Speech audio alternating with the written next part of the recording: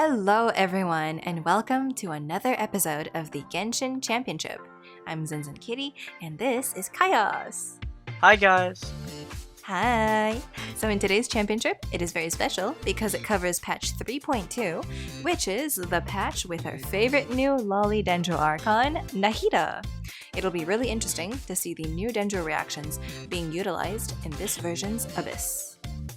Yeah, and just to give a small recap for anybody that's new here and that don't know what the Genshin Championship is about, is basically a PvP contest between two players in the last floor of the Abyss, and it's essentially just a speed run. And in today's championship, a maximum of 3 5-star weapons can be used. Furthermore, it will be a blind draft format, meaning that there are no pick and bans, and both opponents can use the same characters, as well as any cards that they desire. Now let's take a look at the Abyss Blessing for our current patch. When Dendro Core attacks hit an opponent, a shockwave will be unleashed at the opponent's position, dealing true damage. The shockwave can be unleashed every 2 seconds. Not surprised at all by this patch. The current buff is for Dendro, as it is the release for NAHIDA, so I'm curious to see if any of the players are going to utilize that reaction with Dendro as a bonus to their advantage. But before we get into the drafting phase, I would like to give a small disclaimer. This championship is purely for fun and should not be used to compare character strengths nor player skills. And with that being said, let's get into the draft. Alright, so we have Team Aether and Team Lumine. On the side of Team Aether, we have player TheIllustrious at AR 56, and on the side of Team Lumine, we have player Badgerleeder at AR 60. Alright, excited to see who's the first pick, and there we have it, Ganyu. Yeah, so since this is a blind pick, it means both players can pick any of the same character and it doesn't really matter. There's no bans, you know, so this is what's gonna be about. Oh, there's a Xiangling and Bennett being picked, so I'm assuming it is a Melt Ganyu comp. Yeah, as Ganyu as the main DPS, supported by Zhongli as I think sub DPS, burst DPS, and Bennett to buff them all up. And on top of that, we'll have a Sucrose to give them even more buffs. Pretty standard Melt Ganyu comp. Oh, and we have a Ganyu on the other team, on Team Lumine as well. Is it also a Melt Ganyu? Ganyu versus Ganyu. Kazuha versus Sucrose. Yeah, it seems like it. But it's a freeze Ganyu comp, it seems like. It is not a melt. It's a freeze versus melt, or melt versus freeze. And we have the Venti confirming that it is a Morgana variation comp. So pretty interesting. We'll see Melt on one side, Freeze on the other. Now we have for the second half a Kakaween. Kaking. We have a Kaking, followed by Xingq, you know. And a official. Just triggered the whole Genshin community by doing that, but okay. And of course, NAHIDA. Yeah, so I think this will be a Aggravate comp or even a Hyper Bloom comp with the Xingqiu. Yep. Yeah, it's he's utilizing the new reaction. Yep, and the buff from the Abyss. Yeah, it's in the NAHIDA patch, so this is very, very good for him. But the other guy is Honey Badger or Badgerleeder. Will pick Raiden comp, followed by Xingqiu and Bennett. So it looks like a main DPS Raiden, perhaps. I'm guessing. We'll see with the last pick. Oh, yeah, with Xiangling, I think it's just a Raiden DPS team. Yeah, I smell like that is like hard meta comp, you know. It sounds like a lot of meta characters there. Yeah, I see the Xingqiu, Bennett, Xiangling being picked from both sides. Yeah, it wouldn't be a competition with all these characters. Like, it would be unusual to go. I mean, especially in a blind pick, right, where anything is allowed. It would be so weird to not see Xingqiu, Bennett, you know, and Zhongli even. Those characters have always been S tier for a very long time. And now we have it. Let's get into the Abyss with Team Aether's first half team, the Melt Ganyu. Note that it is a C1. Yeah, it's a C1 Ganyu with the Amos bow as well. And the lucky crit card. Yeah, you got the crit rate, crit damage card, which is really valuable here. Yep. Alright, let's see if the first rotation will be able to take care of the first wave. Yeah, so far very clean. Making it look easy, sweeping the floor with the first wave of the air bites. And now followed by the second. This is where it gets a little tricky for most players here. Because you have the two Karagis, and you know, if you only take one of them out, what happens is the other one's gonna heal up and cannot be CC'd anymore. So taking them both out at the same time is the key here. Absolutely. So far the rotations seem pretty good. Oh no, getting hit there! A small accident. Oh. Yeah, followed by the lunge there, and oh, luckily he was able to take it out on time. If it wasn't, like split second later, the carry could heal, and that would be very problematic. Yep, finishing this chamber in the first half in 48 seconds. Now moving on to Team Lumine, we have the Freeze Ganyu come. So let's with see. Aqua Simulacra Ganyu with 300 crit damage. Oh, that is insane. Yeah. Oh, but this Ganyu is running Troop, so is it a charge attack on field Ganyu? 20% attack. I think it looks like an off-field Ganyu more, right? Like with the amount of like burst that they have. I guess we'll have to see, huh? But then again, he's running Wanderer, so that is for a charge attack, right? But Aqua kind of makes me think otherwise, unless that's his only, you know, weapon that's best in slot that he currently owns, right? Yeah. So far, so good. Great rotations, one burst after another, taking care swiftly of all these small mobs, the small airmates, leaving only the two big samurais left. Oh, he also took a hit as well. Ganyu taking a hit in this tournament is not uncommon anymore. Both players took a hit. And oh, swiftly taking out the first half in 36 seconds. Alright. Now for the second half, for Team Aether, we have the Aggravate or the Hyper Bloom Kaching comp. Yep. The Kaching Lion War Kaching R2. Yep. Alright, so let's see how that goes. Alright. For the Kaqueen mains. I'm also a Kaqueen main. I love Kaqueen. Yes. So you have the route for Team Aether. Oh, he did the F1 trick. And for all you guys that don't know what that does, it's usually to make the ICDs like go by while you're in stasis. Because while you're in stasis from the F1, it basically pauses the game. You won't lose any time. I see. Thank you for your explanations, Chaos. Yeah, swiftly taking out the first wave, and now only leaving the two more tanky Eremites here at the end. And they can summon some crocodiles and birds, I believe. Alright. You know, one thing that I realized actually about this comp is that it requires a lot of swapping around. Right, and when you swap characters and you burst all the time, it is also very time consuming. Yeah, I think that's why I think the official pick here helps them, helps Illustrious out quite a lot because she doesn't need to be on field very often. I think most of the screen time is going to go to the Kaching, right? Due to the nature of having a Xingqiu and Fischl being off field a lot. But 65 seconds, that's still relatively very good. And let's see how Badger completes here. What's his second Raiden comp. Yep. Let's see how much or how jacked his Raiden is. Yeah, I don't know why. In my head, I spazzed out there for a second. I was like, in my head, I was still like, you know, onto the idea of the 300 crit damage Ganyu. I didn't really quite get over that. It's quite a lot of crit damage. I don't know how many people even have 300. You know, that's a lot. Oh, it really is. Oh, I think the Raiden Slash was able to hit all three of the robots here. Very nice, very wide. Wide Raiden Slash. Them all out. Fun fact though, you know Kazuha's burst, I don't know who decided to name it in English, but it's literally called Kazuha Slash. It isn't the most original name, I would say, but I don't know. You know, it's not called Raiden Slash, fortunately, so. But I mean, can you imagine if it was? Raiden Slash. Raiden That's pretty Slash. badass. Kaching Slash. Kaching multiple slash.